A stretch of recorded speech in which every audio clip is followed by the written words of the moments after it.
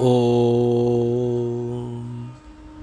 तव कथामृतं तप्तजीवनं कविभिरीरितं कल्मषापहं श्रवणमङ्गलं श्रीमदाततं भुवि गृह्णन्ति ये भूरिदा जनाः। শ্রী শ্রী রামকৃষ্ণ কথামৃত প্রথম ভাগ, ত্রয়োদশ খণ্ড, চতুর্থ পরিচ্ছেদ। সন্ন্যাস ও গৃহস্থ আশ্রম, ঈশ্বর লাভ ও ত্যাগ। ঠিক সন্ন্যাসী কে? শ্রী রামকৃষ্ণ। মন থেকে সব ত্যাগ না হলে ঈশ্বর লাভ হয় না।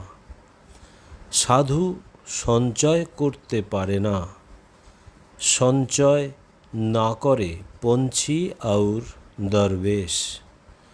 পাখি আর সাধু সঞ্চয় করে না।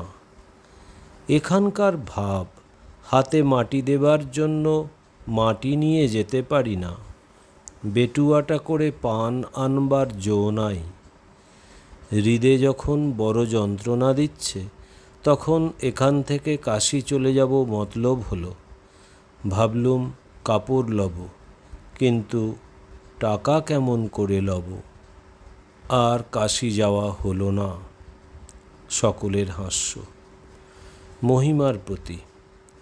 তোমরা সংসারী, তোমরা এও রাখো ও রাখো, সংসারও রাখো, ধর্মও রাখো। মহিমা। এ ও কি আর থাকে? শ্রীরামকৃষ্ণ।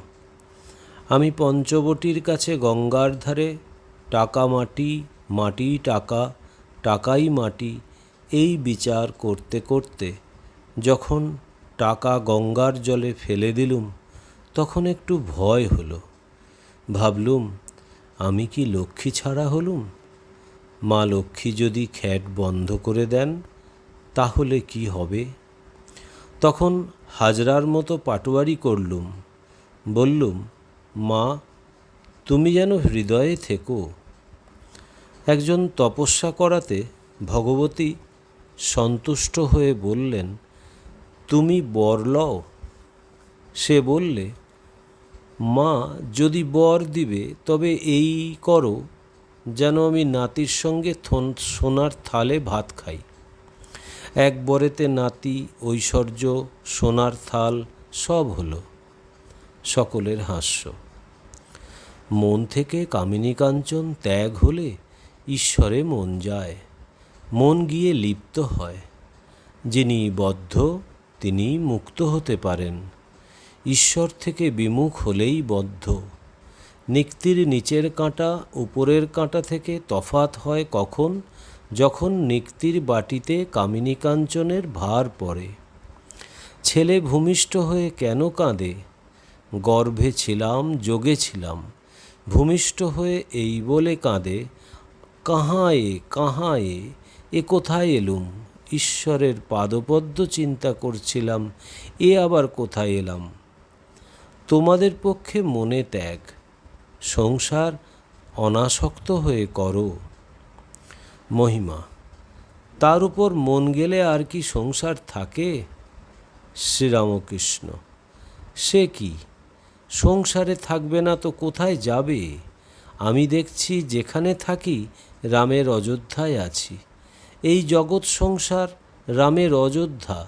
রামচন্দ্র গুরুর কাছে জ্ঞান লাভ করবার পর বললেন, আমি সংসার ত্যাগ করব। দশরথ তাকে বুঝাবার জন্য বশিষ্ঠকে পাঠালেন। বশিষ্ঠ দেখলেন রামের তীব্র বৈরাগ্য। তখন বললেন, রাম, আগে আমার সঙ্গে বিচার করো, তারপর সংসার ত্যাগ করো। আচ্ছা জিজ্ঞাসা করি, সংসার কি ঈশ্বর ছাড়া? তা যদি হয় তুমি ত্যাগ করো। রাম দেখলেন ঈশ্বরই জীব জগৎ সব হয়েছেন। তার সত্তাতে সমস্ত সত্য বলে বোধ হচ্ছে। তখন রামচন্দ্র চুপ করে রইলেন। সংসারে কাম ক্রোধ এসবের সঙ্গে যুদ্ধ করতে হয়, নানা বাসনার সঙ্গে যুদ্ধ করতে হয়, আসক্তির সঙ্গে যুদ্ধ করতে হয়। যুদ্ধ কেল্লা থেকে হলেই সুবিধা, গৃহ থেকে যুদ্ধই ভালো। খাওয়া মেলে, ধর্মপত্নী অনেক রকম সাহায্য করে। কলিতে অন্নগত প্রাণ, অন্যের জন্য 7 জায়গায় ঘোরার চেয়ে এক জায়গায় ভালো। গৃহকেল্লার ভিতরে থেকে যেন যুদ্ধ করা। আর সংসারে থাকো ঝড়ের এঁটো পাতা হয়ে। ঝড়ের এঁটো পাতাকে কখনো ঘরের ভিতর লয়ে যায়, কখনো আস্তা করে। হাওয়া যেদিকে যায় পাতাও সেই দিকে যায়, কখনো ভালো জায়গায়, কখনো মন্দ জায়গায়। তোমাকে এখন সংসারে ফেলেছেন, ভালো, এখন সেই স্থানেই থাকো।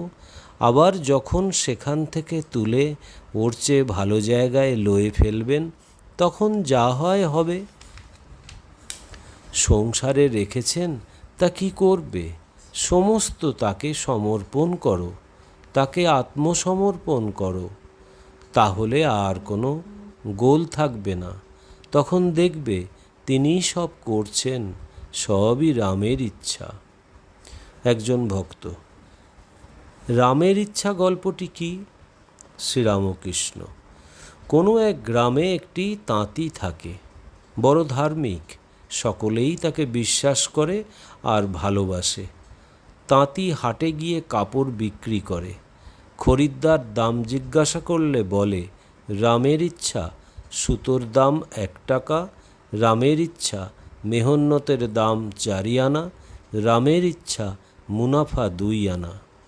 কাপড়ের দাম রামের ইচ্ছা 1 টাকা 6 আনা।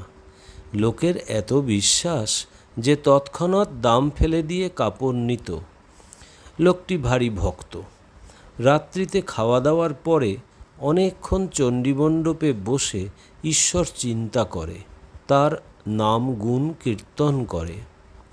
একদিন অনেক রাত হয়েছে, লোকটির ঘুম হচ্ছে না, বসে আছে, একবার তামাক খাচ্ছে। এমন সময় সেই পথ দিয়ে একদল ডাকাত ডাকাতি করতে যাচ্ছে। তাদের মুটের অভাব হওয়াতে ওই তাঁতিকে এসে বললে, আয় আমাদের সঙ্গে। এই বলে হাত ধরে টেনে নিয়ে চলল। তারপর একজন গৃহস্থের বাড়ি গিয়ে ডাকাতি করলে, কতকগুলো জিনিস তাঁতির মাথায় দিলে। এমন সময় পুলিশ এসে পড়ল। ডাকাতেরা পালালো, কেবল তাঁতিটি মাথায় মোট ধরা পড়ল। সে রাত্রি তাকে হাজতে রাখা হলো। পরদিন ম্যাজিস্ট্রেট সাহেবের কাছে বিচার। গ্রামের লোক জানতে পেরে সব এসে উপস্থিত।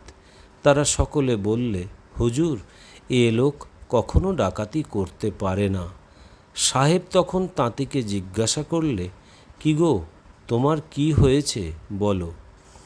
তাঁতি বললে, হুজুর, রামের ইচ্ছা আমি রাত্রিতে ভাত খেলুম, তারপর রামের ইচ্ছা আমি চণ্ডীমণ্ডপে বসে আছি। রামের ইচ্ছা অনেক রাত হলো, আমি রামের ইচ্ছা তার চিন্তা করছিলাম আর তার নাম গুণগান করছিলাম। এমন সময় রামের ইচ্ছা একদল ডাকাত সেই পথ দিয়ে যাচ্ছিল। রামের ইচ্ছা তারা আমায় ধরে টেনে লয়ে গেল। রামের ইচ্ছা তারা এক গৃহস্থের বাড়ি ডাকাতি করলে। রামের ইচ্ছা আমার মাথায় মোট দিলে। এমন সময় রামের ইচ্ছা পুলিশ এসে পড়ল। রামের ইচ্ছা আমি ধরা পড়লুম।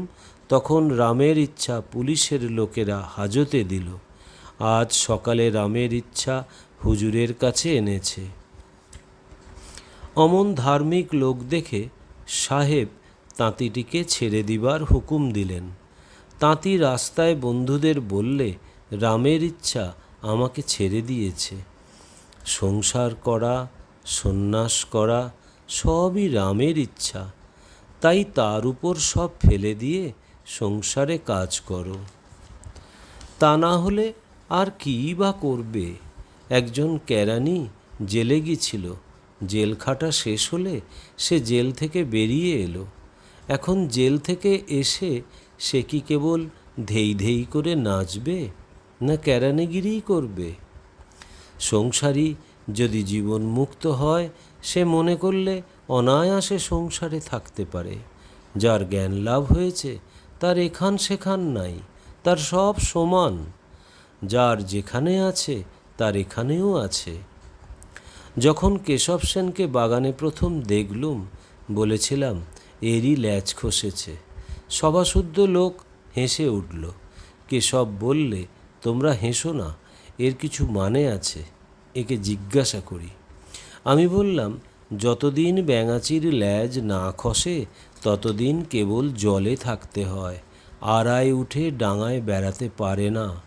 যেই ল্যাজ খসে অমনি লাফ দিয়ে ডাঙায় পড়ে, তখন জলেও থাকে আবার ডাঙায়ও থাকে। তেমনি মানুষের যতদিন অবিদ্যার ল্যাজ না খসে ততদিন সংসার জলে পড়ে থাকে। অবিদ্যার ল্যাজ খসলে, জ্ঞান হলে তবে মুক্ত হয়ে বেড়াতে পারে, আবার ইচ্ছা হলে সংসারেও থাকতে পারে। ওম নিরঞ্জনম নিত্যম অনন্তরূপম ভক্তানুকম্পাধীত বিগ্রহং বৈ ঈশাবতারম পরমেশমিড্ডম তং রামকৃষ্ণং শিরসা নমামহম। শ্রীরামকৃষ্ণ অর্পণমস্তু।